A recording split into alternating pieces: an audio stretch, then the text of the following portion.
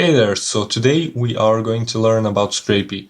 What Scrapy is overall, Scrapy versus other Python-based scraping tools, why you should use it, and when it makes sense to use some other tools, pros and cons of Scrapy, and that would be it. So let's begin. Scrapy overall is a web crawling framework written in Python. One of its main advantages is that it's built on top of Twisted asynchronous networking framework, which in other words means that it's A, really efficient, and B, Scrapy is a synchronous framework. So to illustrate why this is a great feature, I'll use, for those of you that don't know what asynchronous scraping framework means, I'll use some layman example. So imagine you had to call 100 different people by phone numbers. Well, normally you would do it by sitting down and then dialing the first number and then patiently waiting for the response on the other end.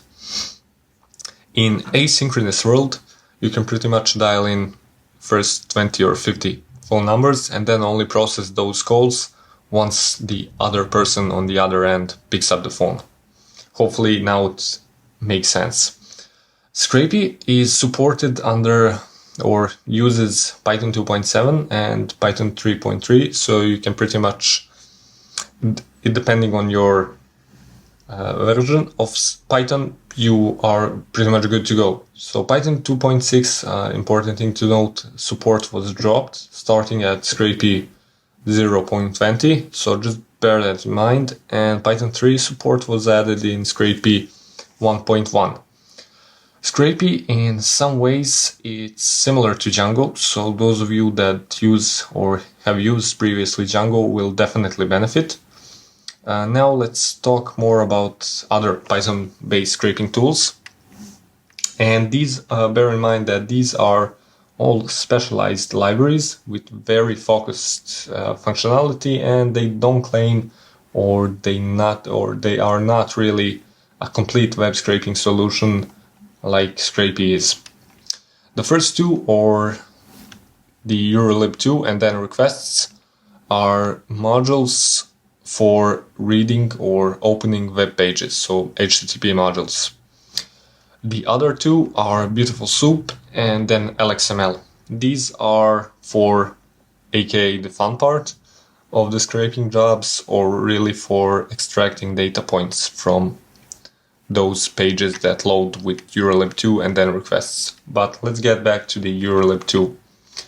And urllib2, the biggest advantage is that it's included in the Python standard library, so it's better included, and as long as you have Python installed, you're good to go. In past, it was more popular, but since then another tool replaced it, and that tool, believe it or not, is called requests. The docs or documentations are superb for requests. I think it's even the most popular module for Python, period. And if you haven't already, once again, the docs are just amazing. So if you haven't already, just give it a read. And requests, unfortunately, doesn't come pre-installed with Python, so you will have to install it. I personally use it for quick and dirty scraping jobs, and both urllib2 and requests are supported with Python 2 and Python 3. The next tool is called Beautiful Soup, and once again it's used for extracting data points from the pages that are loaded, okay? And the Beautiful Soup, it's quite robust, and it handles nicely mail-format markup. So in other words, if you have a page that is not getting validated as a proper HTML, but you know for a fact that it's a page and that it's HTML specific page, then you should give it a try, scraping data with Beautiful Soup. So actually the name came from the expression tag soup, which is used to describe severely invalid markup. Beautiful Soup creates a parse tree that can be used to extract data from HTML. The official docs are comprehensive, easy to read, and with lots of examples, so they are really, just like with the requests, they are really beginner friendly. And just like the other tools for scraping, Beautiful Soup also comes with Python 2 and Python 3. And now let's talk for LXML. Now what LXML is just similar to the Beautiful Soup. So once again, it handles, or it's used for scraping data. It's a most feature-rich Python library for processing both XML and HTML. It's also really fast and memory efficient. Fun fact is that Scrapy selectors are built over LXML, and for example, Beautiful Soup also supports it as a parser. Just like with the requests, I personally use LXML in pair with requests, of course, for, again, previously mentioned quick and dirty jobs. Bear in mind that official documentation is not that beginner friendly, to be honest. And so if you haven't already used similar tool in the past, use examples from blogs or other sites. It will probably make a bit more sense than the official way of reading. The last tool for scraping is called Selenium. So to preface this, Selenium is first and foremost a tool for writing automated tests for web applications. It's used for web scraping mainly because it's beginner friendly, and if a site uses JavaScript, so if site is heavy on JavaScript, which more and more sites are, Selenium is a good option because once again it's easy to extract the data if you're a beginner, or if JavaScript interactions are very complex, if you have a bunch of GET and POST requests. I use it sometimes solely or in pair with Scrapy.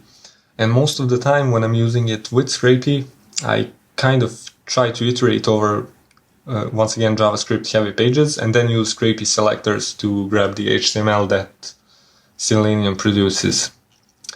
Currently supported Python versions for Selenium are 2.7 and 3. And then plus. Overall, Selenium support is really extensive, and it provides bindings for languages such as Java, C#, Ruby, Python of course, and then JavaScript. Selenium official docs are once again great and easy to grasp, and you can probably give it a read even if you are a complete beginner, and in 2 hours you will pretty much figure it all out. Bear in mind that from my testing, for example, scraping 1,000 pages from Wikipedia was 20 times faster, believe it or not, in Scrapy than in Selenium.